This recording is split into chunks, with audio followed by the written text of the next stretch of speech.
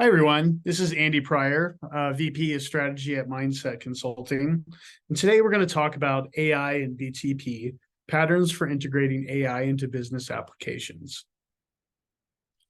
On our agenda today, we're going to talk about the basics of AI, how it mimics human intelligence, a design process for AI-enabled services, SAP BTP AI services, application of an intelligent CSR assistant as an example, and will be followed up with a separate video with Ethan Jewett on our YouTube channel demonstrating the CSR assistant. So what is AI? There is a lot of different definitions for artificial intelligence. This is the one that I prefer. Computer systems able to perform tasks that normally require human intelligence, such as visual perception, speech recognition, decision-making, and translation between languages. Think of this as a computer imitating a person. So computer systems that are able to perform tasks normally that require human intelligence, visual perception, speech recognition, decision-making, and translation between languages. So AI is a very interesting topic, but there are a lot of subfields. And I didn't find a very good representation of what are all of the different AI technologies. And so I categorized these into subfields. So staying with our definition of imitating a person, we have machine learning that imitates how a human learns, natural language processing, imitating how a human has information retrieval, how they can hear, how they pick out conversation. Robotics which is like the corporeal form, how a robot or an AI would interact with the world.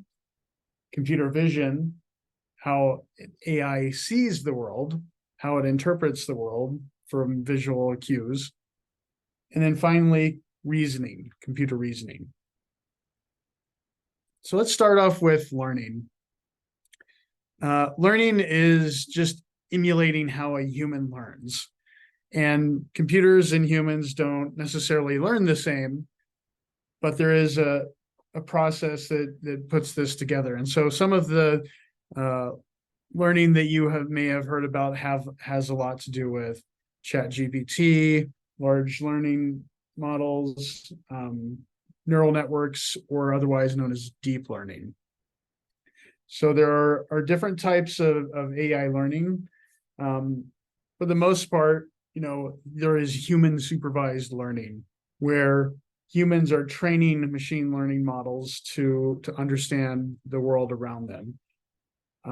Others can be unsupervised, but for the most part, we usually stick with the human supervised machine learning model. Language, the natural language processing. This covers both speech. It also has to do with reading words. So the understanding of speech, there's natural language generation, natural language understanding, text mining. All of these things have to do with speech. And our large language models tend to use this to understand speech and what is the topic that you're trying to understand.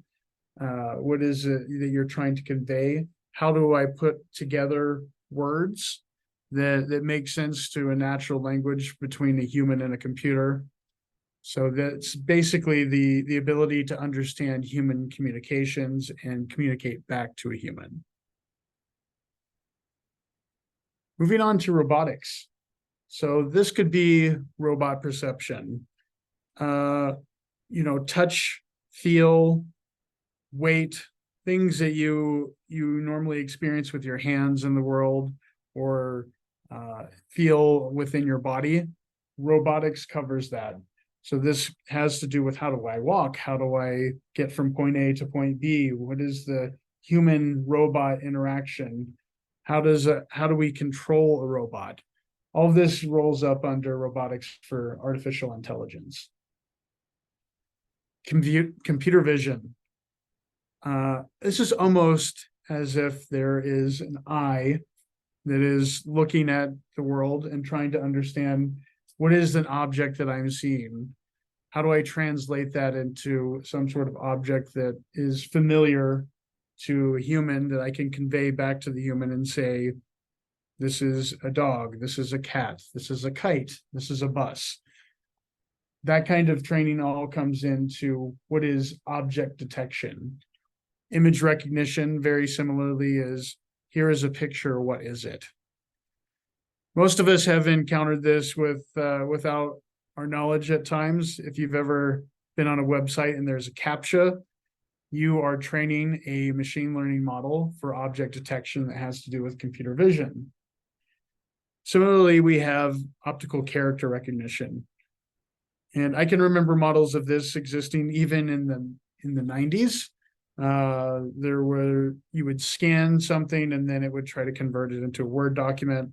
It didn't work very well at that time, but it works really well now. Even the phones that we carry in our pockets now are very easily are able to extract text from pictures.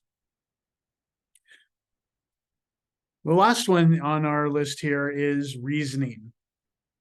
The application experience, or the application of experience, the distilled knowledge, good judgment to solve complex problems resides within humans, but we have to make a similar model with humans, or I'm sorry, with computers.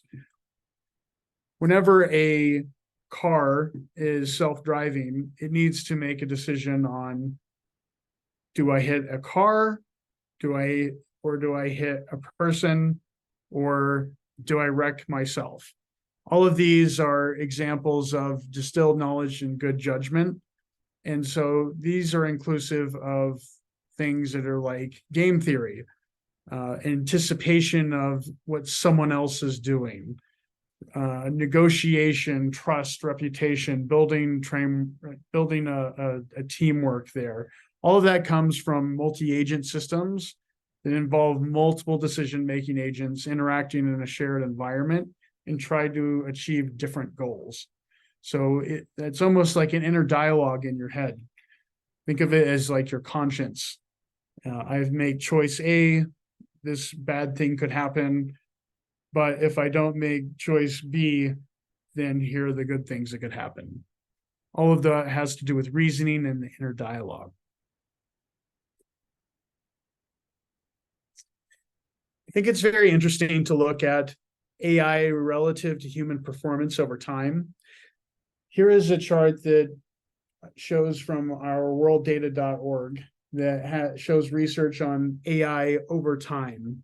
So starting in the 90s, all the way up to current times, we can see that there are different benchmarks that have been made for handwriting recognition, speech recognition, image recognition, reading comprehension, and language understanding. And each one of these things on their own are impressive, but not terribly useful until they're all put together. Handwriting recognition, for instance, we can see in the mid 2011, 2012, we're seeing just the same as human performance as understanding what writing we're looking at handwriting. Speech recognition around the 2015 timeframe, we see that the speech recognition is the same as human. Image recognition, interestingly enough, around the same time in 2015, has started to surpass humans. Reading comprehension after 2015 has started to go above what humans can normally understand. So that's a huge, interesting thing that has to do with ChatGPT.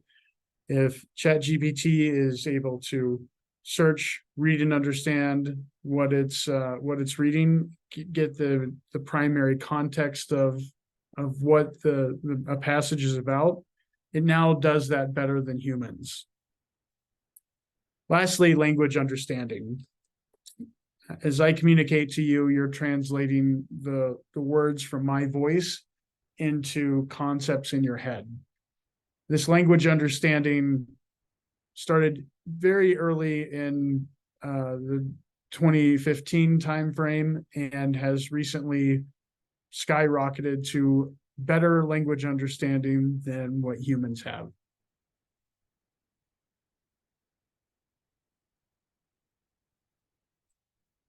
So there are nuances of generative AI. Generative AI being a computer creates something. On the image that you see on the right, we can see where a computer AI has created a picture of a person in 2014. And then progressively, as time goes on, it gets better and better to where we can't even tell the difference if we're looking at a real human, whether we're looking at a picture that someone had taken. It's very interesting. In a very short time frame, only 8 years, we go from this pixelated image that we would be used to seeing on dial-up internet in the 90s all the way to an indistinguishable picture of a dog that has been created by a computer. On the left, we see exam results that is ordered by ChatGPT performance. So we have our baseline model, which is ChatGPT 3.5. We have GPT-P4 with no vision. No vision means not interpreting diagrams, only reading text. And then finally, we have GPT-4, which includes vision that understands diagrams that it's reading that are or infographics. It's able to understand that information as it reads. So all the topics that we have here have to do with books that were provided for GPT. And the farthest left, it says AP Environmental Science. GPT read a book about that and passed the test at above 80%. So passing grade on that. That's for 3.5. We can see that there's a big progression on GPT-4, the understanding, especially on AP Calculus. Its ability to do math, essentially, is what we see better between 3.5 and 4. GPT-4 with vision is the dark green bars that are on top of that. So an example of that has to do with AP microeconomics. The first time we took a test with GPT 3.5 and it read a book, it only got about a 60% grade.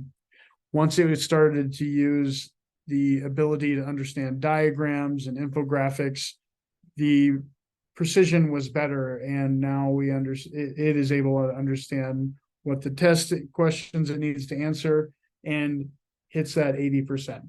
So if you're planning on cheating with ChatGPT, just know that sometimes it's not getting the greatest grades. But if you're willing to risk it, on the right-hand side, looks like you could do pretty well on a GRE using ChatGPT.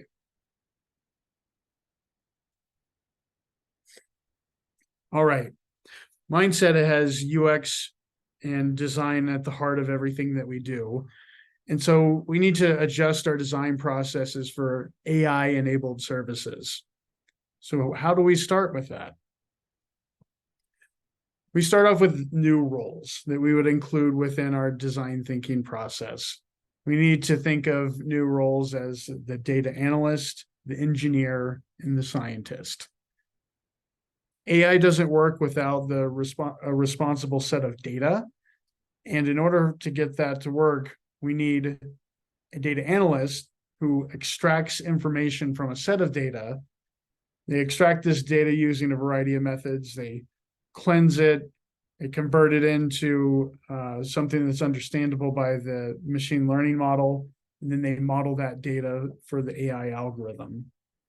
They use lots of methodologies like descriptive and inferential statistics to state facts about or predict the outcomes based on a data set. The data engineer prepares pipelines and organizes data for analysis. This is inclusive of structured and unstructured data. They enable the data analyst and the data scientist to do their job. Lastly, we have the data scientist. This is kind of the wizard of the group here. This is the person who combines the mathematics, statistics, and computer science along with domain knowledge to experiment with data sets that's been analyzed by the data analyst and prepared by the data engineer. They have skills of both, but primarily they're looking for patterns, trends, and insights from the data to create algorithms and data models that support humans. So this is to forecast outcomes, make predictions or better decisions, aid in the analysis of something, improve the quality of data or product offerings, create recommendations to aid in business. Here's a diagram where I break down in the incorporation of AI roles, where they would go in a normal design thinking process. I've taken the double diamond model and incorporated a couple of phases to it. The scope, which is the first part of design thinking, where we understand requirements, we do our homework, we figure out the needs of the users, what is the functionality that needs to be provided, what is the scope of what we're trying to solve, what is the problem statement. And so there's 3 swim lanes to that. We have the business swim lane, that has to do with what do we need. The design swim lane, what is the best way for a human to interact with it. And then the technology swim lane is how we're going to build it. So if you think of a Venn diagram that shows viability, desirability, and feasibility, the business folks and stakeholders are those closest to viability. Is this a product that we will use? The UX design team is responsible for, is the desirability there?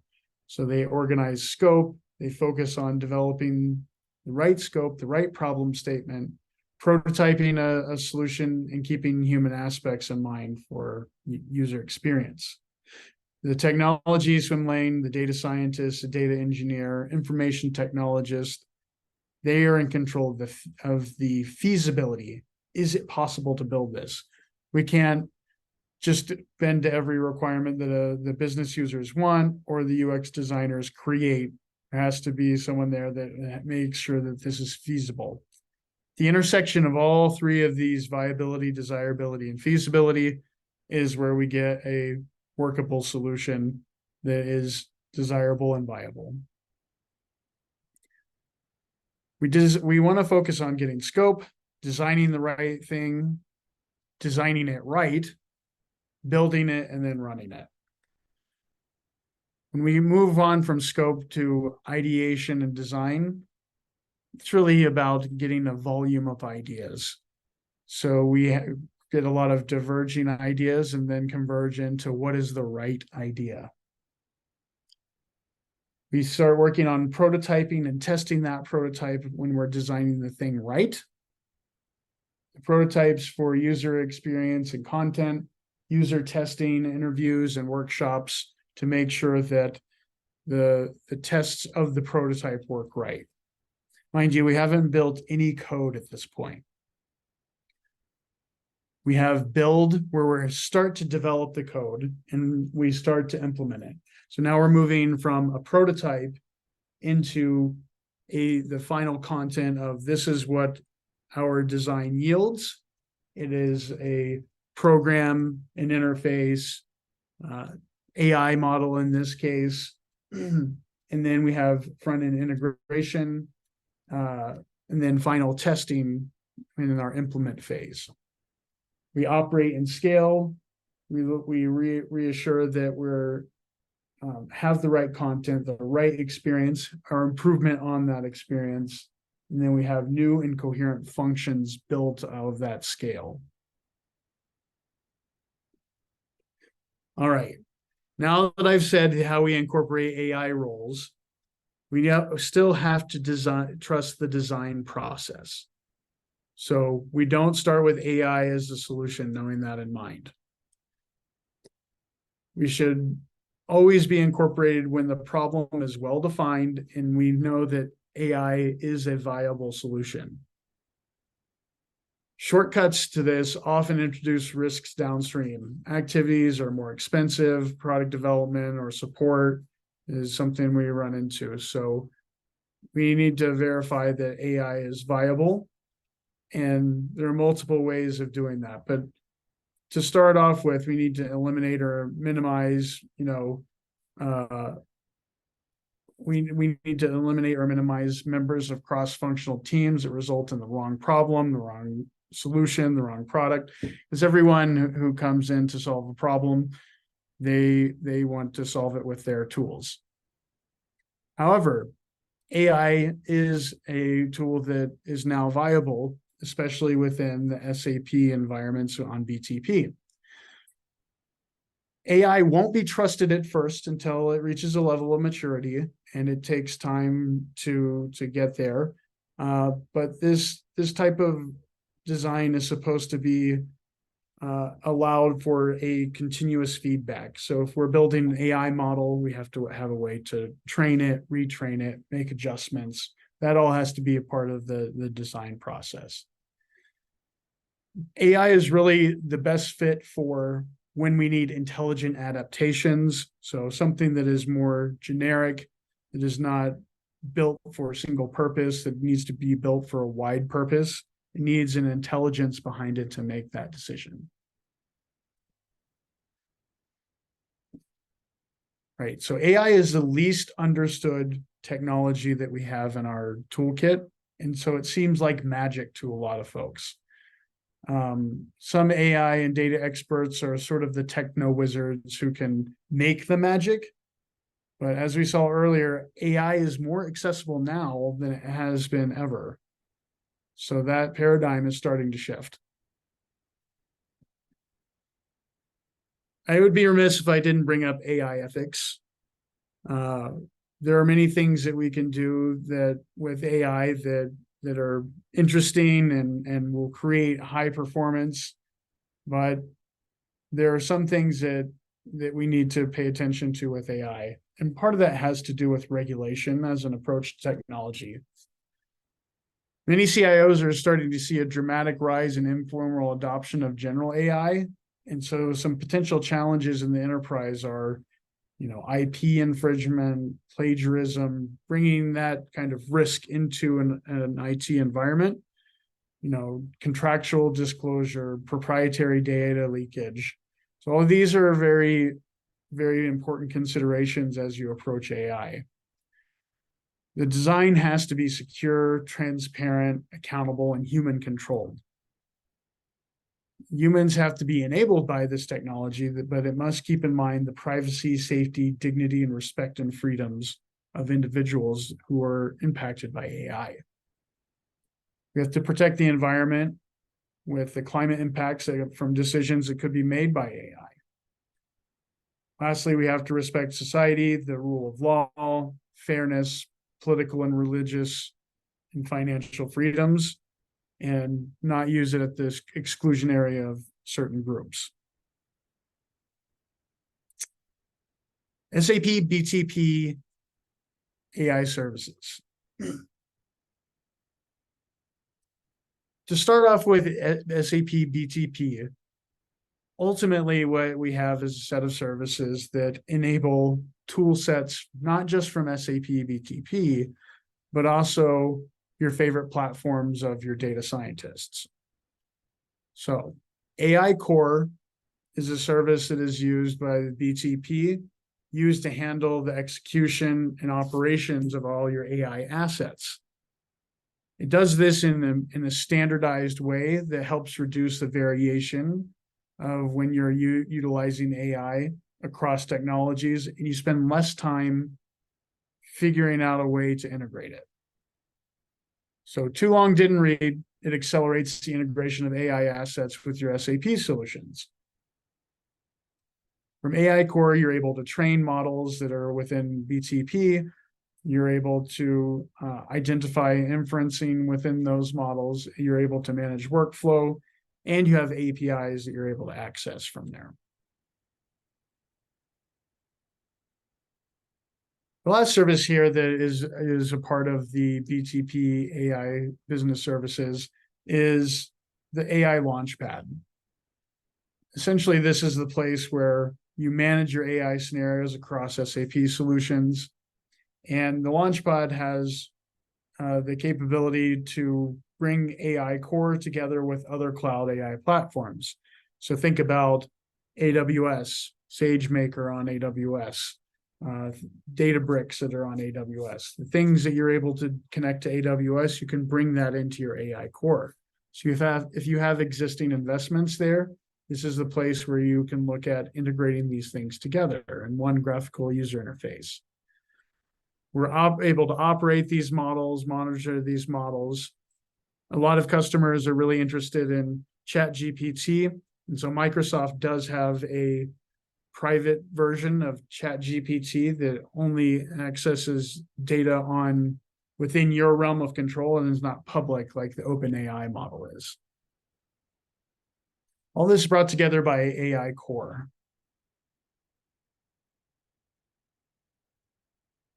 SAP AI Business Services does have some services that are built in along with it.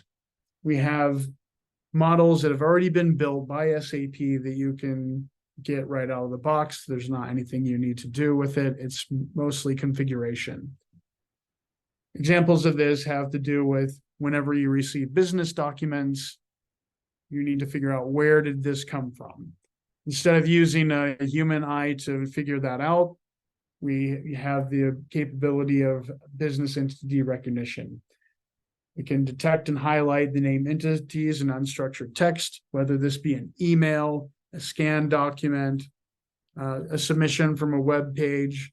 This service is able to say this document most likely comes from this customer. And even at a higher complexity, this customer and this payer bill to ship to type of relationship. We have personalized recommendations that helps improve search results. So think about e-commerce. If you have something on your website where you've connected with BTP and you're searching through those results, you get personalized recommendations within BTP, just like you would whenever you're searching on Amazon. The other areas would be data attribute recommendations and service ticket intelligence. All of these are available for you to preview in the BTP free tier, and I'd encourage you to take a look at those. All right, getting to AI topics for our use case. We are going to talk about a CSR use case here in a moment, and I want to dig into what is the AI technology that's underneath that.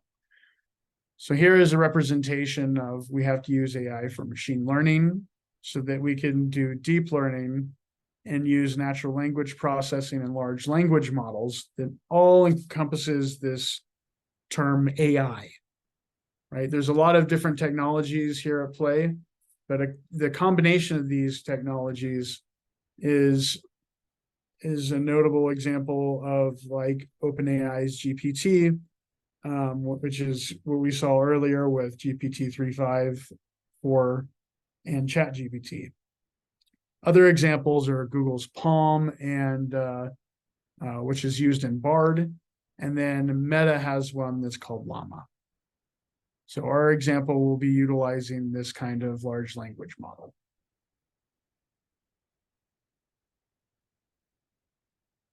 These are some examples of other AI technologies you can watch that has been very interesting within the past few years. We see that there is huge investment by large companies like Microsoft, Google, Salesforce, and Amazon. Arguably, Amazon has been working on a machine learning type of model for quite some time. Not necessarily the first of the game, but definitely a storming the path there. Similarly, Salesforce, Google, and Microsoft, just within these past few years, you can see the announcements of all of these ChatGPT models and AI models. General AI is what all of these companies are investing in. So GPT, BARD, large language models. Now, let's take that large language model concept and turn it into a use case. Our use case has to do with a customer service representative who takes calls every day and makes inbound and outbound calls every day. The customer service representative, or CSR, has a very high workload. So calls are coming in, customers are asking questions about their orders, maybe their invoices. They need to know what is going on, and I want to talk to a human being. I want to get this done. And so one of the challenges that are in our use cases is that the customer service representative has to get into SAP. They have to look up the customer and figure out who they're talking to. Maybe it's about an invoice. Maybe it's about the status of a sales order. Maybe it's about logistics of an order. All of those things requires that CSR to perform a set of activities that they need to be trained on. So an idea here would be we use some way to identify the customer as they come into a call or an email address. If we utilize voice, we would be able to catch key context information such as, hey, this is Bob from Acme Inc. We would have the phone number that was coming in from our call system as an input into that. And then we could automate the lookup of that customer. Additionally, we could take that further and automate the lookup of what are the most common order issues that we're having as a customer calls in. Is it recent orders, invoices, contact details that they may need to update? So the CSR has a separate screen where they can see as the caller first makes contact, this assistant is trying to help them get to where they need to go without relying on the user to use their hands to type something in. They need to log into multiple systems. Instead, we've brought all of this together under one service underneath the scenes, and the AI makes its best effort to look up this information. Now, what is the business value out of this? AI is a very interesting technology, but it's very important to assign business value. The business value we have here is we're reducing call times down from 10 to 15 minutes down to an industry standard of 5 minutes. Industry standards say that if a customer is on the phone longer than 5 minutes, they tend to get a little grumpy.